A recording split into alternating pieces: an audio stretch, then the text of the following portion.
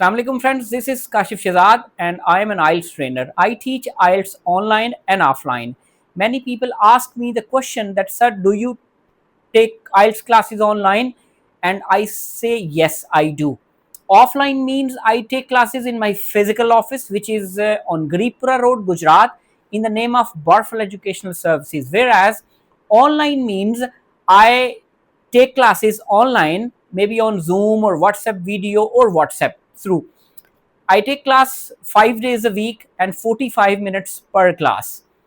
And you can take IELTS coaching online as well. If you don't belong to Gujarat, you can have the facility, you can approach me, you can send me a message in my inbox, and you can request to talk about your online session of IELTS. Today we are going to talk about IELTS Writing Task 1, Academic. Whereas in general it's a letter, it's not that difficult. If you read sample letters 4 or 5, you'll easily handle the letter thing in task 1 for general candidates. But if we talk about academic candidate, then we'll have to discuss a little structure about task 1. I may not be able to give you much details about the task 1, but one thing I would definitely tell, that if you follow the structure, you will get the marks. That carries 35% weightage. Task 2 carries 65% weightage, whereas task 1 carries 35% weightage. All right. So there is a basic structure which you need to follow. You don't need to name the headings, but you only follow the structure. Like there are 3 parts, basic parts in task 1. Number 1 is paraphrasing. Number 2, overview. Number 3, body paragraph.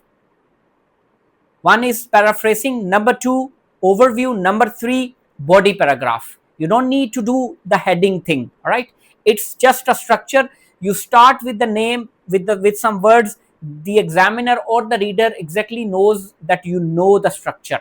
In paraphrasing, you always paraphrase the statement, you rephrase the statement, you rewrite the statement in your own words. You pick some words from the question statement, add some words from your knowledge, and put it on the computer or on the paper.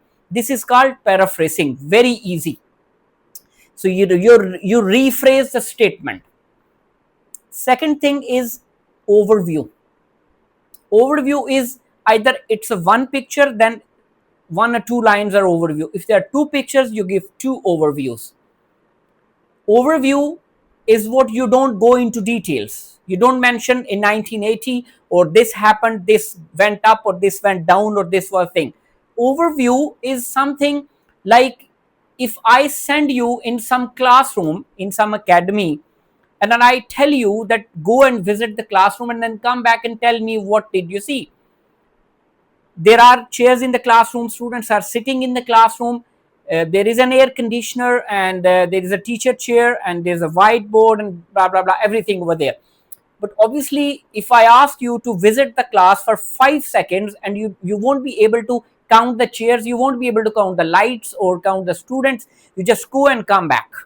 And if I ask you that what did you see in that classroom, you'd see, well, there were some students sitting on the chair and the lights were on, the AC was working, and there was a teacher chair. Teacher was sitting on the chair and he was attending the students. That's an overview. You're not supposed to tell what exactly teacher was doing, what exactly students were doing, and how many lights were on, and how many chairs were there, and how many students were there. You don't need to mention that in your overview.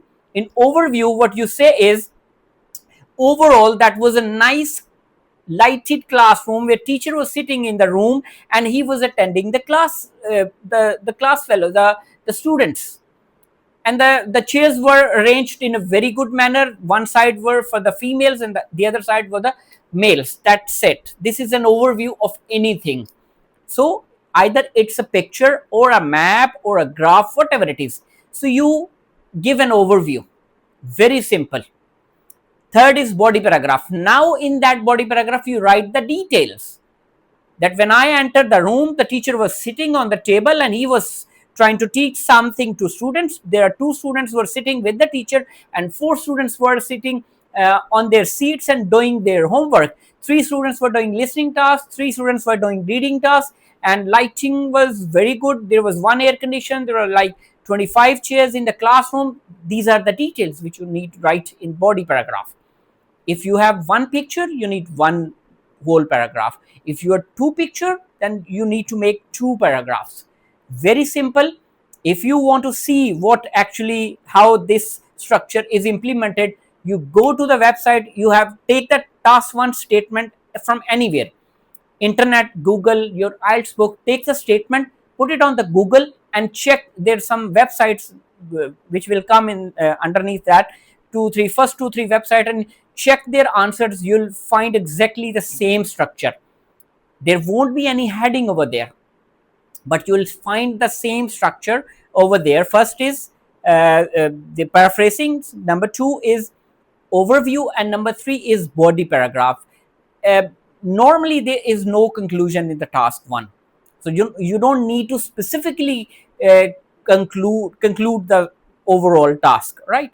You rephrase the statement, you give an overview, and then you write the details in body paragraph. That is what the task one is.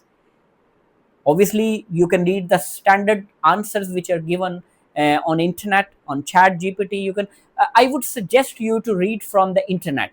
I can paste you the links where you can uh, check your answers. You write the statement, there will be 4 or 5 links in the Google, and you can check the answers from there, and then you can reproduce your answer. First, initially you can do for 4 or 5 tasks, then obviously you will have to write it on your own. That is it for the task one, and hopefully that was a good overview of the task one, and you can practice it in your home as well. You can ask any questions in the comments if you want to. I'll definitely give you the answers, or I can make the videos on that. For this time, thank you very much for watching, and inshallah I'll come with the next video on IELTS on the channel IELTS with Kashif. Thank you very much.